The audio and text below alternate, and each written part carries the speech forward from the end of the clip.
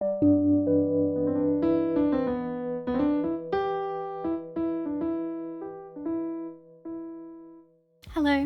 if you're new here, welcome. If you love fiber arts, knitting, crochet, spinning, literally anything to do with art making at all, click that subscribe button. Did you do it?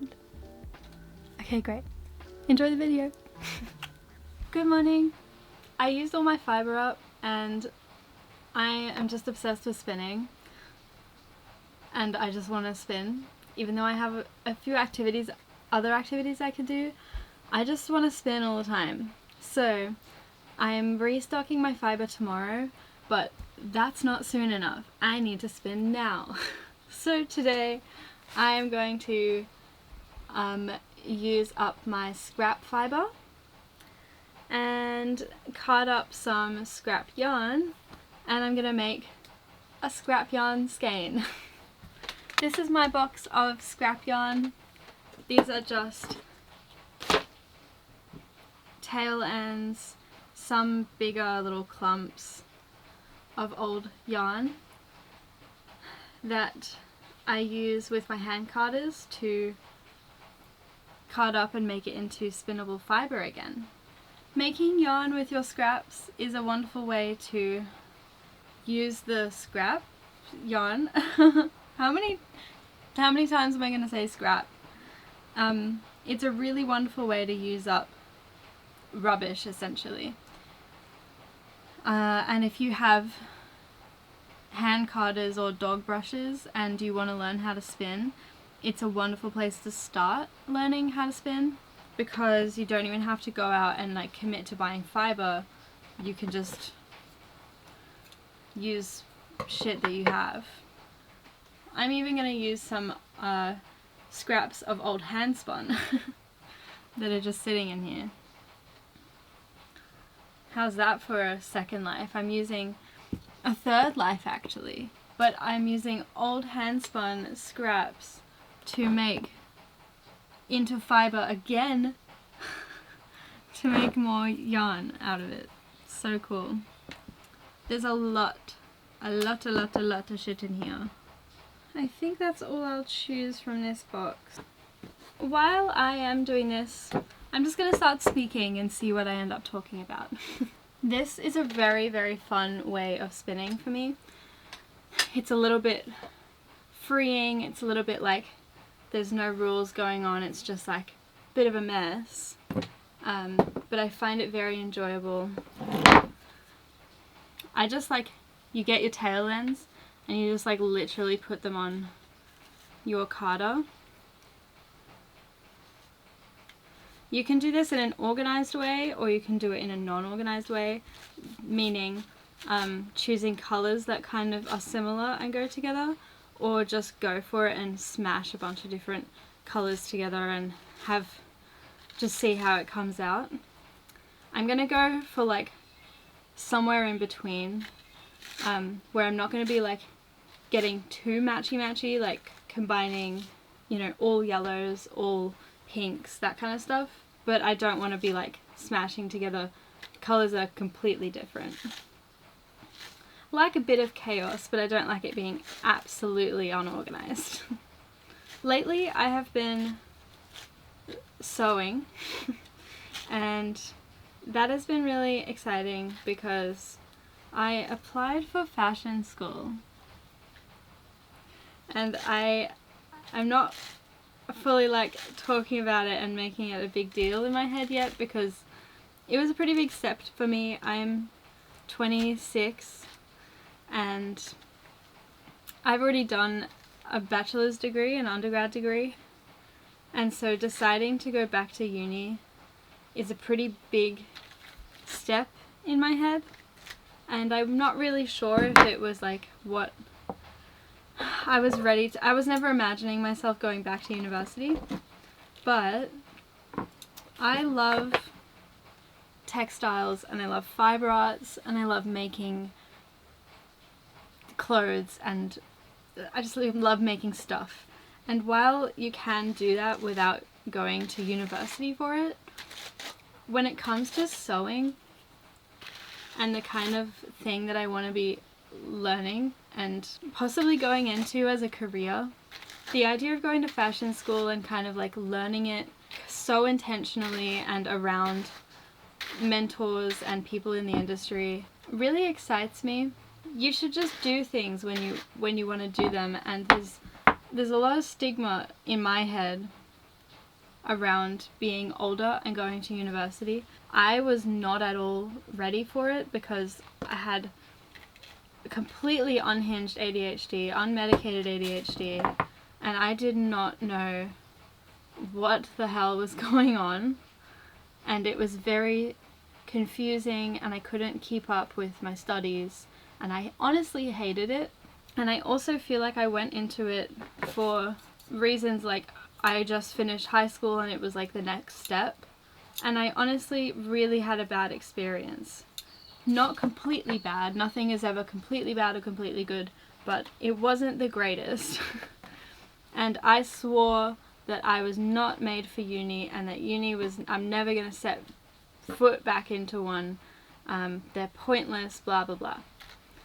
And while I agree somewhat with that sentiment that you can, you don't have to have a career, especially in the creative industries, by going to uni. Like, you don't need uni to have a creative career. But if you want to like study because you want to learn and gain more knowledge in something, and you're going into it with those like kind of pure intentions, you should definitely give it a go. Because even though we have the internet and YouTube and all these great resources that are basically free to anyone to learn anything, it doesn't like stop university from being a helpful or valid resource for learning about something. And for me, in this particular situation, actually it feels like it would be a really great way for me to learn about fashion and design. And I'm really excited about the idea of it. And I'm trying to just let myself feel that excitement, instead of like gaslighting myself into being like, you're 26 and going to uni and doing a whole new degree. What are you doing? You're wasting your life. It also means that I'm going to be very busy, and there might be a few changes to what this channel looks like, which kind of excites me because I'd definitely be interested in talking maybe more like low-key videos, just like reflecting and talking about things that I've learned, whatever ideas that I've kind of been contemplating to do with art and design and clothes making or whatever, and just kind of make it this like all-rounded, I'm an artist talking about being an artist kind of space, and not just to do with, what started as crochet and then went into now I knit and now I spin. It's like I'm slowly realizing I want to do all of it. So I want this channel to be like, this is all of it. I think that's all I have to say for now, because I could speak for hours and hours just sitting here doing this, and I don't even know if the sound of this is obstructing the sound of my voice ranting about myself. Okay, I'm gonna challenge myself to, one, not just spin tiny yarn, but also spin a singles and keep it that way. So it means I have to treadle slowly. Oh.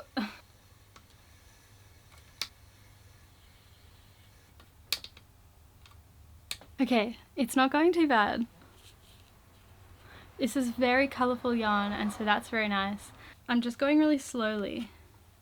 When I was spinning on a drop spindle, I was like exclusively making singles, because it's so easy to control on a drop spindle because it's not going as fast and consistent as a wheel. And so since I tried spinning singles on a wheel once, and I got so sort of intimidated by it because it's pulling it through so quickly. But I have a bit more control over it now because I've been spinning on it for a bit longer. So I'm just going to trust the process. And I think it's going to probably work out just fine. Always does. I'm a really big perfectionist when it comes to slubby yarn, and curly cues in my yarn, and I know that it's not that much of an issue because I look at other people's yarn that they're like happy with, and it's like some curly cues are in there, or it's really slubby, because that's like an entire style of yarn, by the way. But I'm like, when I look at their yarn, I'm like, that's beautiful and fine that it's like imperfect. But when I'm making yarn, I get sometimes like really stressed if there's like little imperfections. So I am trying to battle that, but I'm also trying to be like, well, if you like perfect yarn, like not perfect yarn, but if you prefer making even consistent yarn, like that's just your yarn style and that's fine. I don't have to force myself to like slubby yarn. You know what I mean? Okay, I'm on my last roll lag. I'm very interested to see how this comes off onto the niddy noddy. Some of the roll lags were more difficult than the other ones, purely because of like how much they'd been carded, or like if there was more like mohair in one of them, like that was harder to kind of like draft from than if there was like a roll lag with heaps of Corriedale or merino or something. So it's like a mixed bag of stuff going on here. I'm happy with it on how it looks on the wheel. Ah!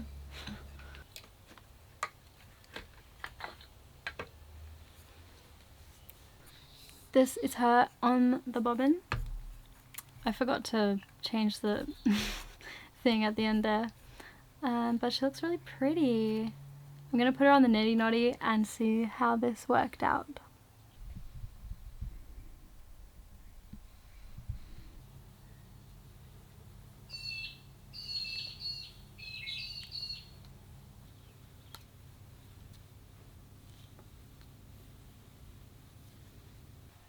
Yay! So much colour in there.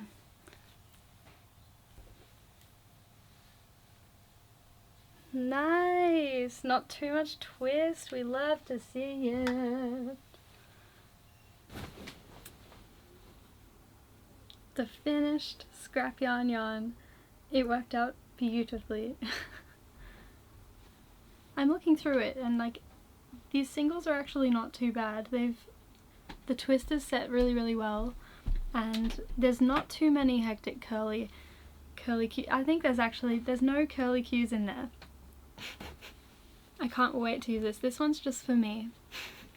I'm thinking of mixing it with my boucle from my last video, but I'm obsessed with all the colours that are going on in here. It's like this pastel ball of goodness. I think it will look really nice once it's knitted up.